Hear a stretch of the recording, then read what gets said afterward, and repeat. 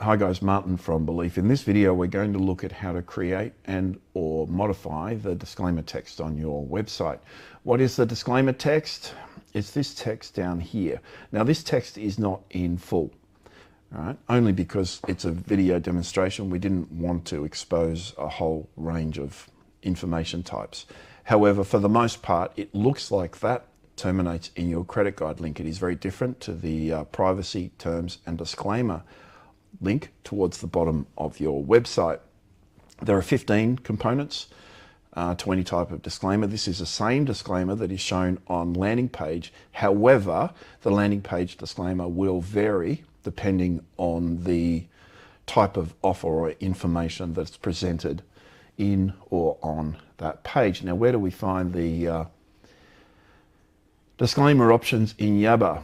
Okay, from website, we're going to select website management. And there is an icon here where it's got general disclaimer.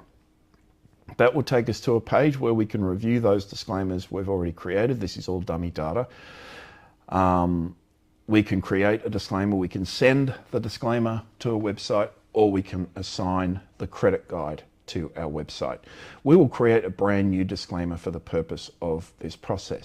Now, it is important to note, and there is another video that details on how to create business locations, business profiles and branding, opening hours. And then this option here towards the top of Yabber will send that data to your website. Now, it is important that a website profile be created. Certain elements from within this profile will be added to your disclaimer, and disclaimers can differ based on the page in which that disclaimer is shown. And I'll talk about more a little. In most cases, you won't need to add an expanded disclaimer, which means you might have an equipment division and that division works through an alternate aggregator or something like that, and you do need to include that data. However, we'll go through and create a brand new disclaimer. The profile has already been created. So we'll select the create option, and we're presented with a couple of options here. We're going to select the website now. Are we creating a default disclaimer or a custom post disclaimer? In most cases, the default disclaimer is the primary disclaimer, unless you're running landing pages or unless you've got an enhanced operation that has a whole bunch of services on the periphery. The default disclaimer is certainly acceptable initially, and it's acceptable for probably 80% of all landing pages. And you will select a business profile. That is the profile I showed you earlier. Select the button there, and it brings you to a page where you're required to give the disclaimer a title. We're just going to call it Demo Disclaimer for YouTube. Can't find the T. What's going on? My keys are stuck. YouTube video, and then the disclaimer here. And this inherits all the information that is available from within that profile, such as the ABN, the credit licensing, and phone numbers and parent credit details and so on. That does query the ASIC API, and it introduces details as necessary, such as if you're a credit rep, it can show the parent aggregation, ACL address, and their full company name, their ABN, all those sorts of things. It's meant to make life easy for you. Again, the disclaimer shown here is not the full disclaimer. When you log in, it will show the full disclaimer. I've just put a limitation here. And are we going to set this as the default disclaimer? And I'll just type in yes. Now, just to differentiate this from the disclaimer that's already there, I'll just stick in the title before the disclaimer is shown. We have considered putting in some HTML edit buttons, such as bold and italics and things like that. And that's a minor update, but it's something we'll talk to guys about. It may or may not be necessary. And again, set as default disclaimer and save. Now, when you want that disclaimer to be active, open up the Center Website button, select the applicable website. Green button in Yabber now means that that change will impact your website immediately and click send. Success disclaimers updated. So our disclaimer did look like this, starting with demo company. I'll refresh this page. Give it a couple of seconds. Again, I apologize for my slow internet today. And that new disclaimer should come up. There it is there. Demo disclaimer for YouTube video. Demo company trading as blah, blah, blah. It builds that and then caches it, by the way. So it doesn't query that on every page load. Like a lot of things, it queries the database once and then caches it as basically a text file. Now, towards the end, we have the example credit guide link. Now, to assign that, we just select the Assign Credit Guide panel here, select the website, hit the black button, and we will select the applicable guide that we want people to download from. Again, this is all just dummy data used for populating the system, so we're not exposing anything sensitive. And the anchor text. So in this case, I'll write in here, just download demo guide to show you how that's applied on the website.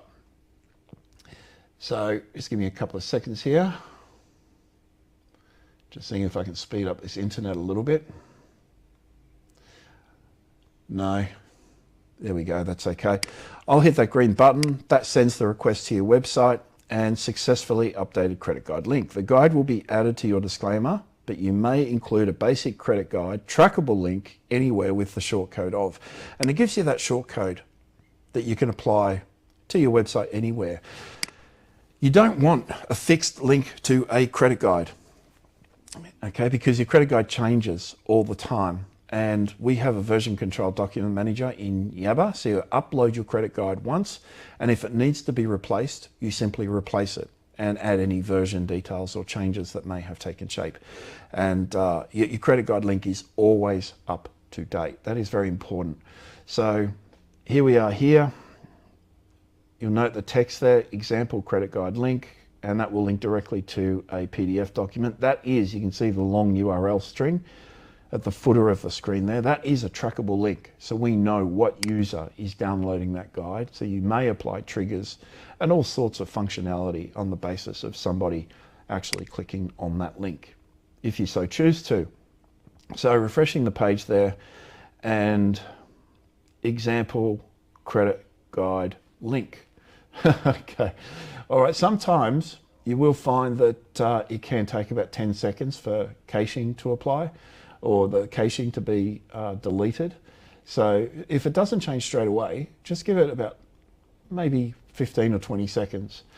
If all goes pear-shaped, you can hit Control-Shift-R on your page, and that will update all the cache details on your site, because it removes the cache from your browser. We'll just refresh that once again. Hopefully it's updated by now, and download demo guide. So it is actually instantaneous, but the change might take a few seconds to apply. Now, I guess it's important to note that not all credit guide links, not all disclaimers will look like this. Some of them are erroneously showing as bold. Okay, if that is the case, that's the entire block of text is showing as bold. If that is the case, it's a legacy feature that needs to be corrected. So if your entire disclaimer is showing in bold, please just raise a ticket with us, and that will be updated within 24 hours. If you call us over the phone, generally it can be done in real time. So that's that, guys. It's very, very easy to do. It is important to note that there is nothing more important from a broker perspective in terms of protecting the integrity of your operation and protecting your future and your business, to be fully compliant. And we take extraordinary measures sort of to introduce broad compliance wherever it is required. Now, just very quickly, there is another video that deals with privacy terms and disclaimer. I'll just show you where that can be found in case you're looking for that. And that's found under policies. However, that's going to force me to log in again. That's all right. I'll show another video where we detail how to update that information. While I'm here, the BM demo website here, ABN down the bottom, and this information here is managed from within Yabber. When we deliver your website to you, very generic and default information is applied, and you will have to go through and update your company and company profile in order to have a fully structured footer kind of block that applies there. But I'll go through that in another video and discuss it in more details. There you go. If you've got any issues or encounter any problems, give me a call directly on 0400 777 300, and I will answer if I'm able, and hopefully we can action any change that is required in real time. Or you can send me a text on 0400 777 300. You may call us on our office line on 1300 235 433, 1300 Belief, or visit our website at beliefmedia.com.au. Thank you guys. Bye-bye.